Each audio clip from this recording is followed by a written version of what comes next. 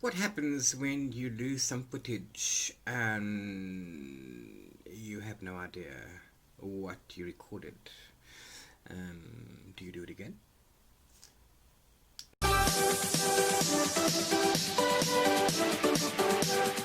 Hi, I'm Jacques and welcome back to my channel. If you're new here, please hit that subscribe button down below and the notification bell to be notified by YouTube whenever I upload a new video. Thank you for choosing my channel, and to everybody who's been here before, welcome back. Yeah, so you will notice that this video was shot in August, not this part. This is the part that this is the editing part and the last part. I lost some footage. If you've been following me on Instagram, you will have noticed that sometimes I complain vociferously about unscheduled power outages.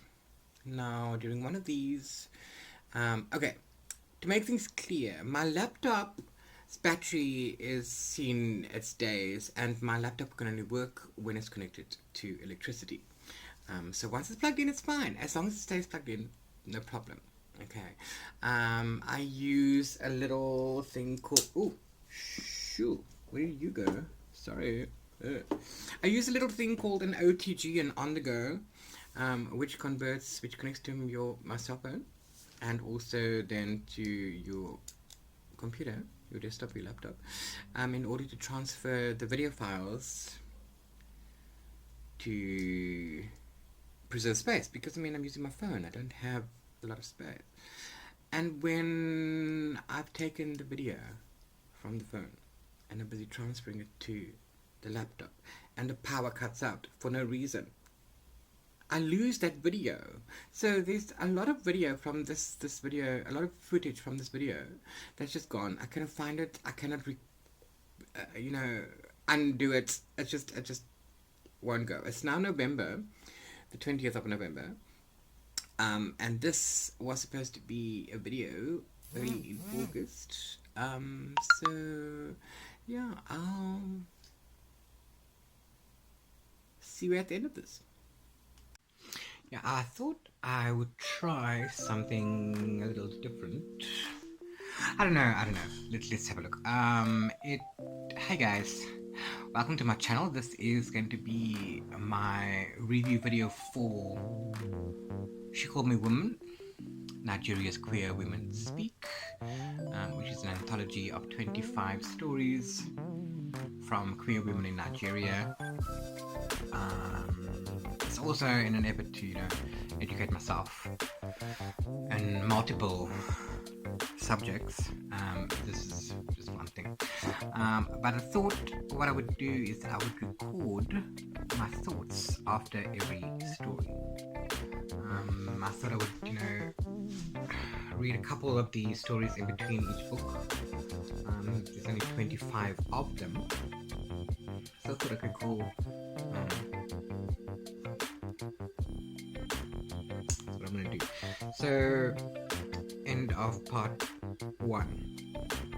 So, today is Tuesday the 11th of August. I started reading this yesterday, a little bit late, and then I wanted to record my thoughts last night, but then someone came.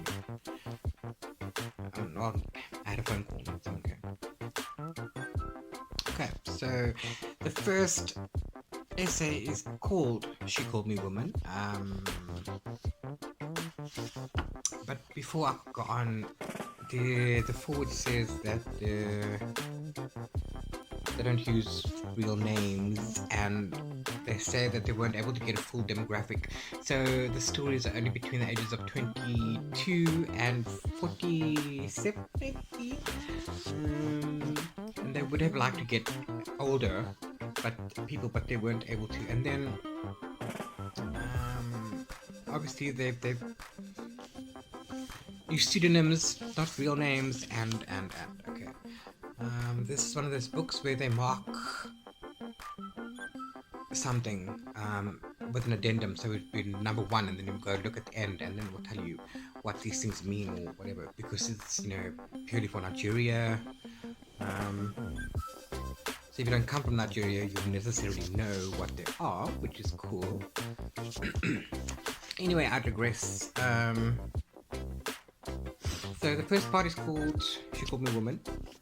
And what I like about it is that they put trigger warnings or content warnings under the synopsis.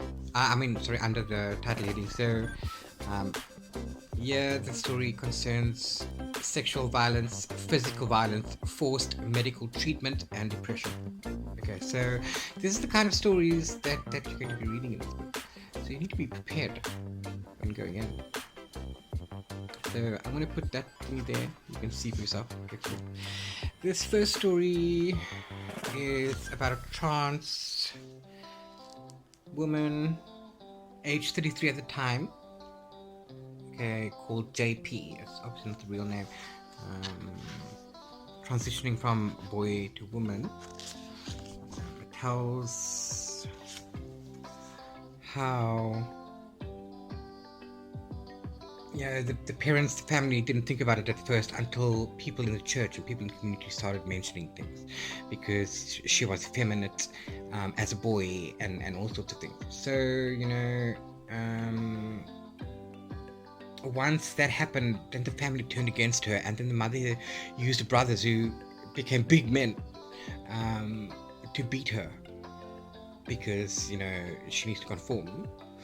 And then she leaves, she goes to university, and she finds some support and everything there, and she's finally able to identify.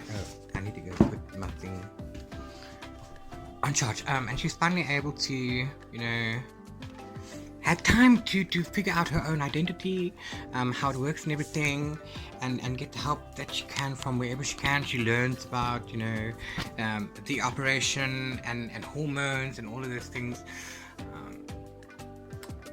It's a story about acceptance first and foremost. It's a story about, being proud of who you are and being strong, and not, letting people give you shit. Which is awesome. So, brings out the feelings while you're reading it. It's like, oh yes, I know what you mean. I know exactly how you feel in that scenario. My life was nothing like that. That's what I'm saying. But I mean, there were similarities, is what I'm saying. This is only the first story. I get the feeling that maybe the people were talking into a recording, and then it was literally written down and then translated that way. I'm not entirely sure. But that being said, it still gets you right in feels. So that's my thoughts on part 1. Well, story number 1. And so back to reading, and I'll come back to you with the next one.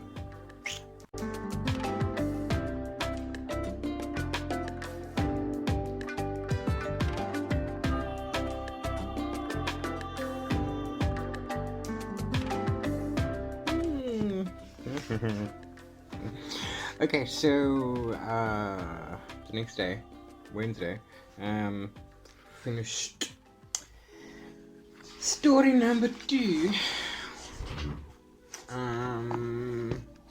which is titled "I Pray That Everyone Has Forgotten." What the hell's going on? Okay, sorry, there was just some commotion outside. I went to go have a look. But that doesn't affect me. Okay, so TQ is age 27 at the time of writing. It was obviously a couple of years before this was printed and stuff. And she's lesbian, but she doesn't like to put a name onto her identity. She's just her. Also, it may be 2020. But the rest of the world isn't the same as the rest of the world. So, what I'm used to now doesn't mean that in another country it's exactly the same, because it's not. And I was lucky. If I think about it, in my lifetime, my coming out wasn't hard. I didn't have as many, um, trials and tribulations. I mean, I wasn't beat up because I was gay. I did lose friendships. I did lose jobs um, because I was gay. I mean, some people also told me to go to church, which is another thing this deals with because in that time in Nigeria, Muslims and Christians were separate. You weren't allowed to mix in a certain place in Nigeria. So she is Christian as well, and of course, when she had the thing with the first woman, the uncle found out, told everybody, and the turnout, and all sorts of things. So now she's living by herself, and she can have her identity and everything, but she's still hiding who she is from her family, and she's hoping that they have forgotten, so that she can somehow in the future have a relationship again that entails respect for both people, for both parties. So, yeah. These stories are gonna get me. They are gonna get me. They're gonna get me.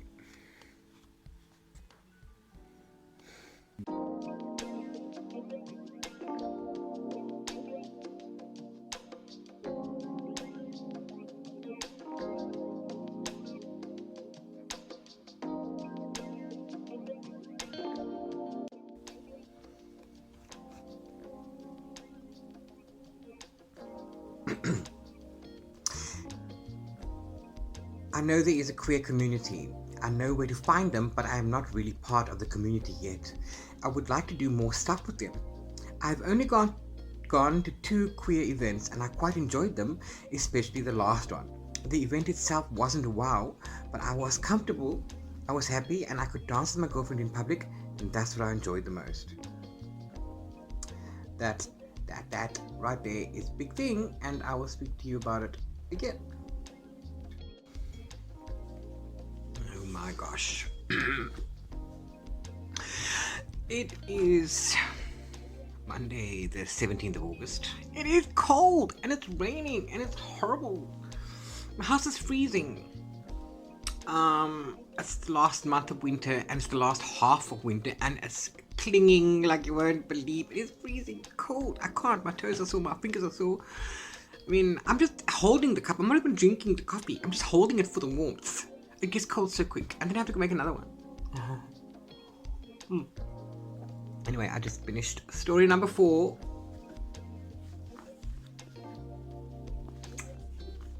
Which is entitled I Only Admire Girls by QM, who is at this time age 20 in Zamfara.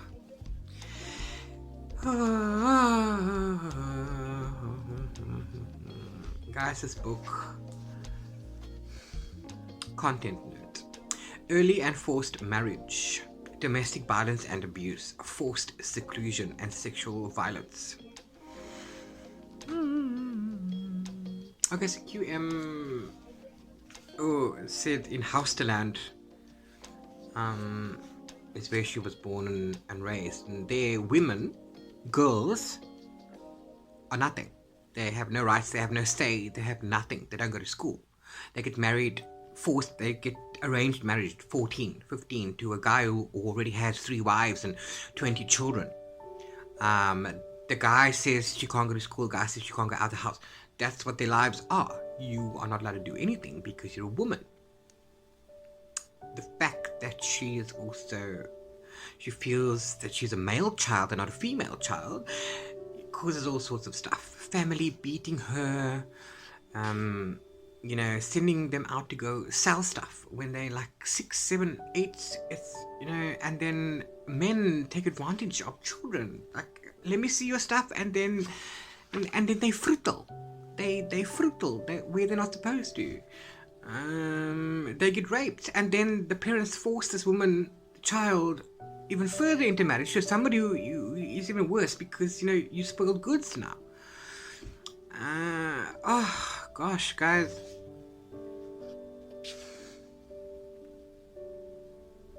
They don't allow you to go to hospital, your husband, if you're sick. People die. Women die because they're sick. No, we're gonna go to the pharmacy when you get you some pills. You stay home. To do what? To do what? Some men don't even give them food, and then they need the children to go out and feed them, find them food. This, dude, guys, I'm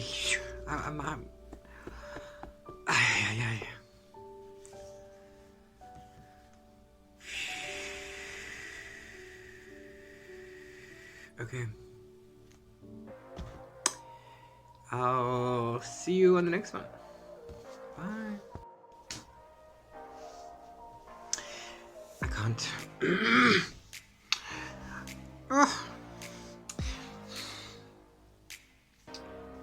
You know, there's conversations that you don't want to have because they're just too hard to have with other people.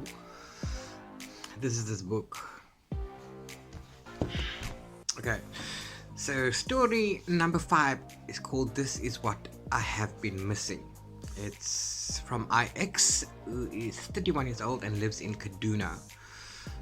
I'm not entirely sure about the timeline I said, but this one only has forced outing. Guys, it's not your place to out anybody else. It's not. If anybody had to do that to me, you would never see me again in your entire life. Seriously, it's not your place to tell somebody who you think I am. I am who I am. I know who I am. You don't. You don't get to tell people who I am and what I do, because I don't go around telling people what you are and who you do. That's the biggest thing. The biggest thing. Who are you to decide who I need to be? Or to decide, well, who other people are that need to know who I am and what I do. I only have 3 words for you. Okay. Yeah, just forced outing. Well, this is what I've been missing, and it's a good one. It reminds us that not everything is bad. Obviously, the north of Nigeria is more homophobic and violent than the south of Nigeria. I don't know about the geography. I don't know about Nigeria. I haven't looked into it. I might and I might not. But this lady is a Muslim. And even Muslims in here at this time in the religion have a problem. Now, religion is another thing. Is a complete other thing. I'm secular. I'm practically an atheist. So I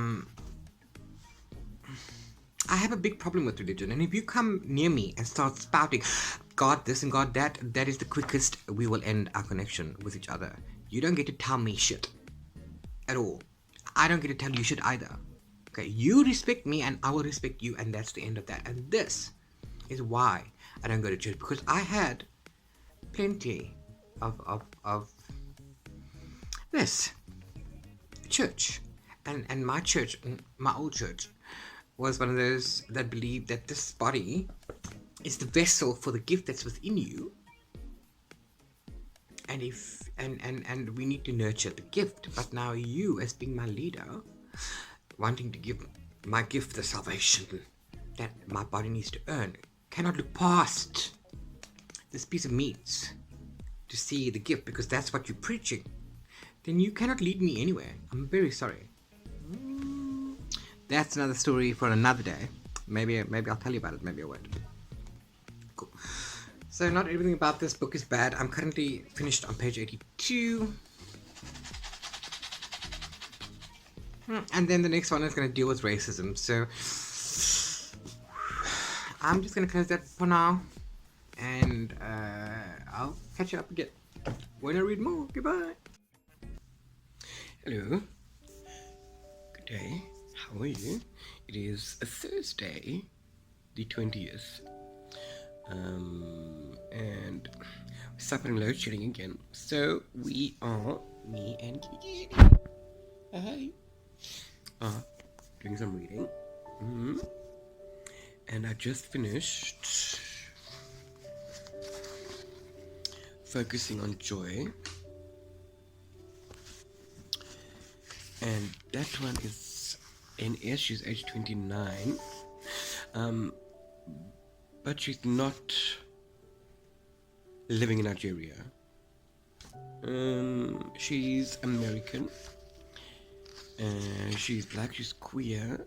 She has a Jamaican mother and a Nigerian father. And she says she's Igbo. But this story, focusing on Joy, only deals with racism. Or, yeah, as far as she goes, because, yeah, she's not in Nigeria. She says that she has a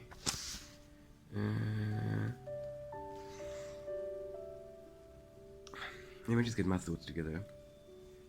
Sorry, it's change of season, all the pollen in the air. Okay, so obviously she's been growing up and got racist, being against, and you know, that sort of stuff.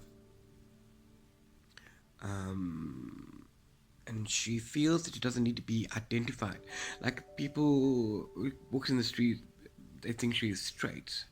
She doesn't like the fact that people ask you, are you partnered? I mean, it's not anybody's business.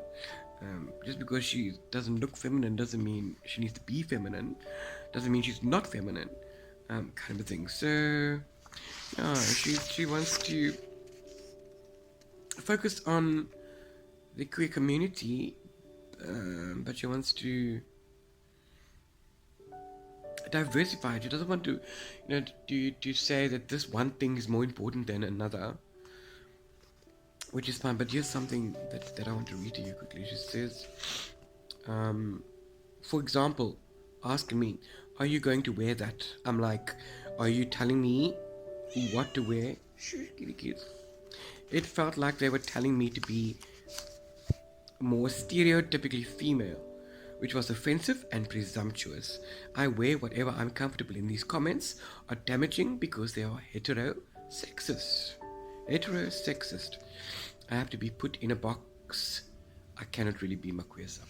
So that's very important as well. So other than that, this story is about creating and focusing on the joy that you can find while being proactive. It's a nice positive story. And she kind of brings her Nigerian heritage into play. So yeah, so that's another story down, and I'm going to continue reading, and I'll come back to you on the next one. Okay, bye. Okay, cool. And then OW is aged 25, living in Ondo. Tells us her story, saying that her sexuality is just the icing on the cake. Because, you know, you don't define me by my gayness. You don't. I tell people that my sexuality is just the icing on the cake. First of all, I'm human. Secondly, I'm a philosopher. Thirdly, I'm a librarian. My sexuality does not define who I am. Very important. Okay, this story tells about how sexual abuse as a child can affect you as you grow. She also tells stories of how you define yourself through your relationship. It's a very transformative story. She's age 25. You know, if you had asked me to tell my story at age 25, I wouldn't have been able to start. I wouldn't have been able to tell you what's happening. I was led a sheltered life, a seriously sheltered life.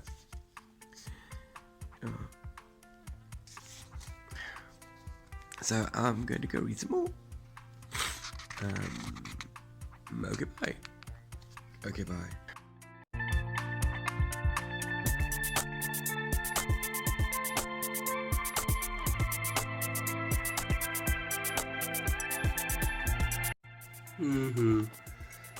Yeah, so it's now Monday the 24th of August, and I've just finished I Am a Proud Lesbian by LNH22 from Plateau. Plateau State in Nigeria. She grew up in Jos, and if she had a chance, whatever, she wants to settle there. She's only 22, and this story is one of those, there's some sexual harassment in it. But it was one of those easier stories, not a hard one, not a tragic life. She started young. She started in school with girlfriends and experimenting with girls, and the same old. My family doesn't know. My friends found out about it and told me it's from the devil, and we have to stop, and all of that stuff. So so this is just one of those thing. I'm a lesbian. That's who I am. People talk about me, but I'm not the kind of person that listens to them. Sure, everyone has the opinion, and only you have the power to have words hurt you. So don't give them the scope, and nothing can harm you. So that's a nice one. I'm going to go read the next one.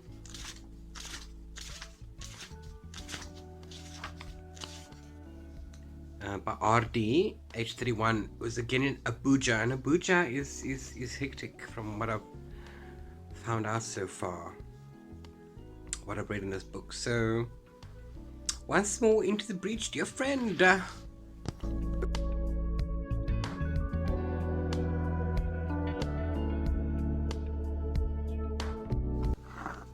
Okay, so I finished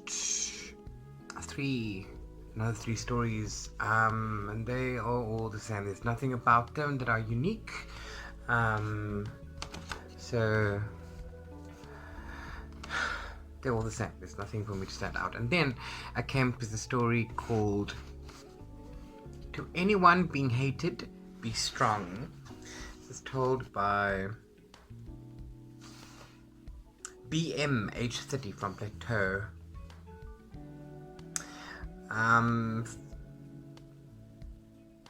I stopped reading this one because of something that she said.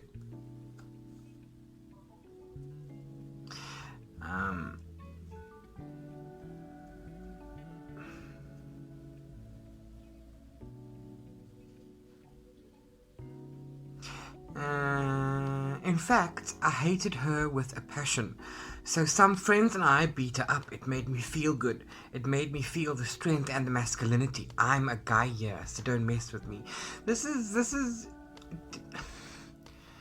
GBV, gender-based violence. This is how if the women see men as this, if this is what women expect men to be, then the men are going to be that. Then how are we supposed to change? Expect the men to change how they see and think if we don't change and see and think if the women don't do that. I thought this was just a bit. So I stopped reading this. I'm gonna continue from the next story. I don't agree with this at all.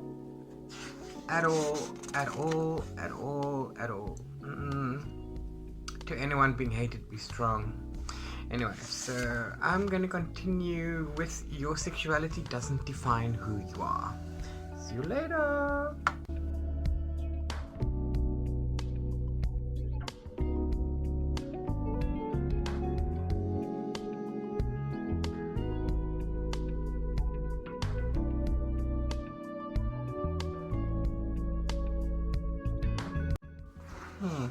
So BW, age 29, in Abuja, seems to be bisexual, multisexual. She started experimenting with sex really young, especially around boarding schools and stuff, and so on and so forth. So there's nothing much in here. It's just, she's concerned about why the government wasted time on, passing laws for anti-gays and stuff. She doesn't understand there's more pressing matters. I agree. This is the one where she tries to find balance between herself and her spirituality and her sexuality, and letting people know that she doesn't need to be just one thing. She is who she is, and it's multiple things. It's not just one thing. She doesn't like just women. She doesn't like just men. She's not this way or that way. Yeah, so it's pretty cool.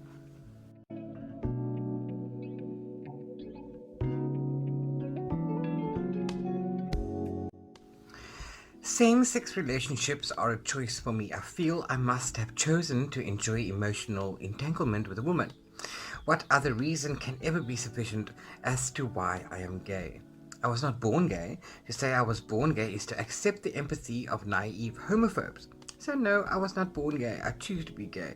I would rather stand as a woman with all of my intrinsic rights and affirm my choice. Yeah, HK30 from Abuja chooses to be gay. Doesn't want to admit it to herself. But it's fine. It's okay. She enjoys having sex with women more than men. She prefers to be with women. So, to her, it's her choice. Other than that, there's nothing in there, really. Yeah. She found some awesome neighbors to accept her and her friends. She had her first sexual experience when she was 7. It's pretty young, if you ask me. Very, very young. Anyway, so yeah. So, I'm getting to another trans story. So, I'm gonna see you later. Bye.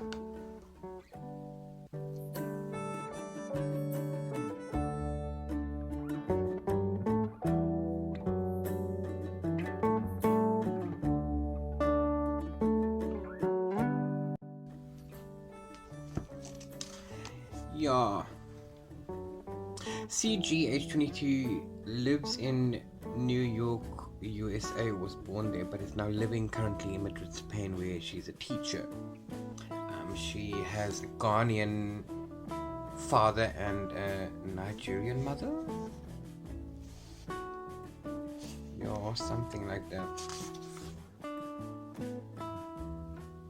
Oh, Brazilian. Her mother's Brazilian and her father's Ghanaian. But Brazilian lives in Nigeria because they were part of the slaves that came across. So she's Nigerian, Brazilian, American. That's weird. For a long time she struggled. Okay, her life was much easier because she's not in Nigeria. She's in Spain right now, and she comes from America.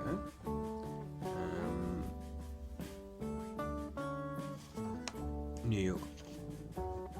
Yeah, and oh, shit. Oh, let's do that again. Don't do that. Technical difficulties. I have no idea where I was. Anyway, yeah. So she's not in Nigeria, but she has the heritage. But she's telling about how her experiences were as she was growing up. Her mother was sort of independent. She wasn't the feminine one. She earned more than her dad, that kind of a thing. And her mother was teaching her to be more feminine, which was contradictory. So she was confused about how to be a woman, and also society's conception is you're either a man or a woman. If you're a lesbian, then that's just the place you're gonna get over it, and if you're a trans person, then you're a boy in a dress. You need to, if you're a lesbian, then you want to be a boy, you might as well go and have an operation or something. But if you're trans, then you're a boy in a dress. This is how it is. And then 5 years later, when she talks to the same people about the same thing, like a dad, told her, yeah, I remember talking to my dad when I was younger and asking him what a gay person was. He was like, you are not allowed to be that. I asked him the same question a few years ago. His perception had completely changed. He told me that they are just people. In the course of 5 years, things have changed. So, yeah, so that's it. So she's still, doesn't define relationships. She isn't doing all of that thing. She prefers to have one sexual partner at a time. And she's experimenting still. She was 22 at the age of writing this. So, yeah, she's currently teaching in Spain and Madrid. That's pretty awesome. And then This Is Not Our World.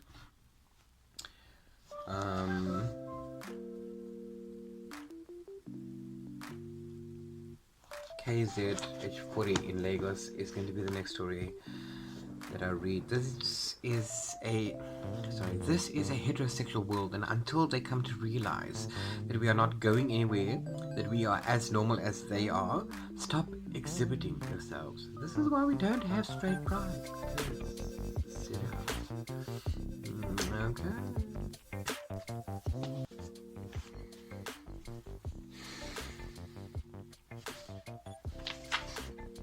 This Is Not Our World by KZ, aged 40, in Lagos. She's typically what people call butch. She's like a dyke, but you can't call people a dyke because that's actually derogatory. So don't do that.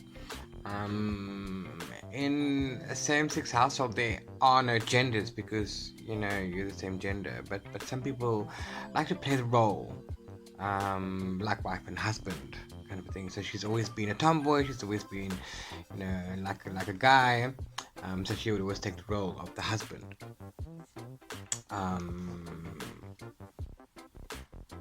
Yeah, but she's like a bit of a demisexual because she doesn't do casual sex, and she's always been with partners, and she even forced herself to have sex with a man because that's what her friends were telling her to do.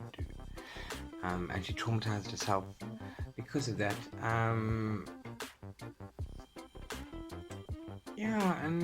And the fact is that she's out and she's openly gay, but she's also hiding who she is because the community doesn't accept them.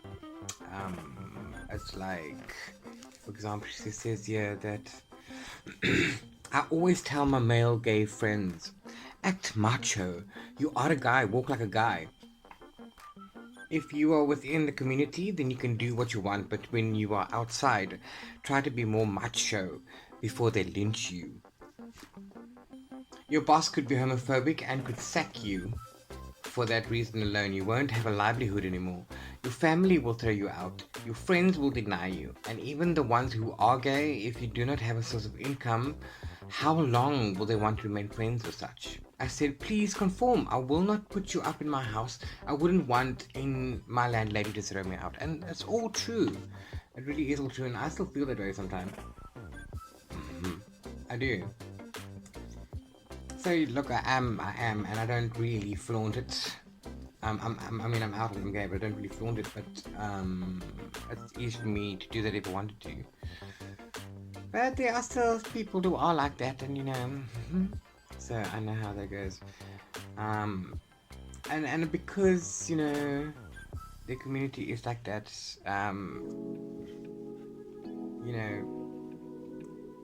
stop exhibiting yourself because you say the world is for straight people, but it's not, because it's not just straight people. So this is pretty good. Oh yeah, and then in her circle of friends, everybody knows her, so she would make new friends because people keep telling other people. So gay people would come up to her and call her like daddy, as a form of respect, they come for advice, guys and girls.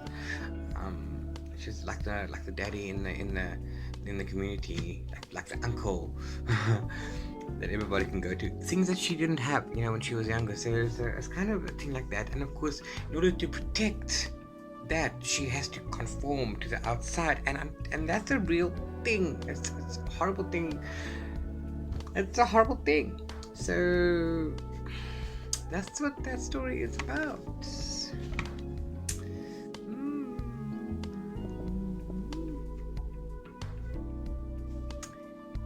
Conform. Don't conform. It's your choice that you have to make, but you shouldn't have to conform.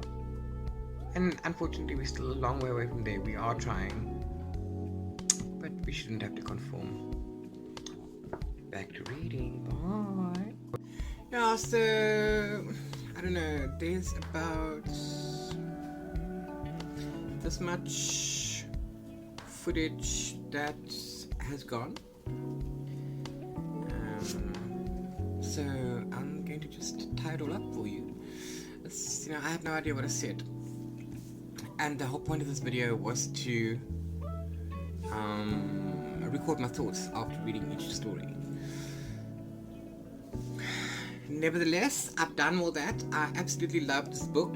She Called Me Woman, Nigeria's Queer Women Speak. This book is very powerful. This book is very relevant. This book needs to be read by a lot more people. I'm sure you'll hear in the video that this is not my life, but there are aspects through the book that I have suffered before, which is what I can relate to. My life could easily have taken a turn for the worse, and there are some people that I know that have been through similar things. I mean, your family not supporting you through anything that you do, that is the worst, but if your own family wants to beat you up, to sorry my language, fuck the gayness out of you,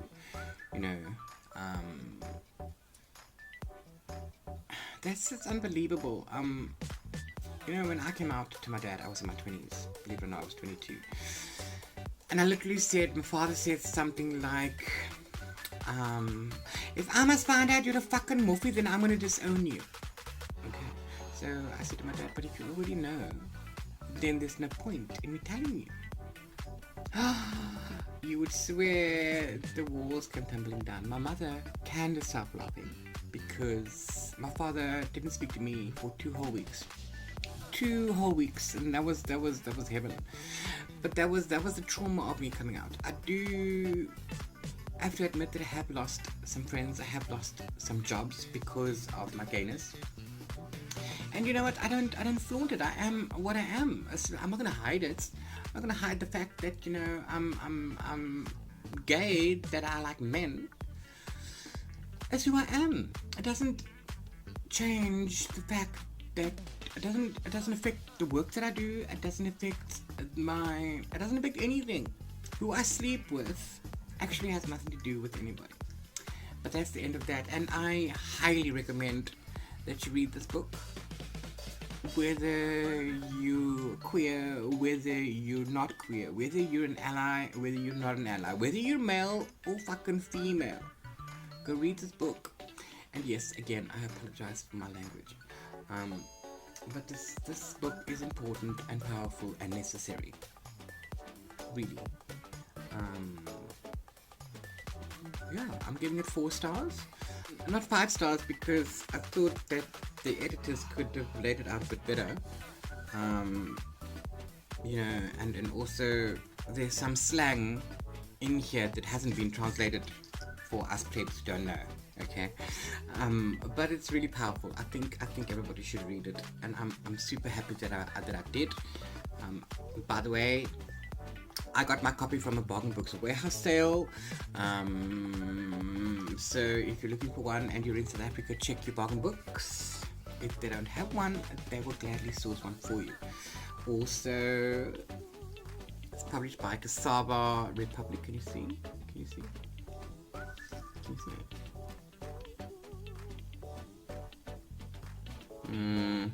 Anyway, Cassava Republic. So at the very thing, you can go there and email them and ask them where they can get a copy. Other than that, check your publishers. Check Jonathan Ball, check Penguin, check Pat Macmillan, lol. And see if you can find one. Go get it now. Other than that, stay safe, my queens. Look after yourselves.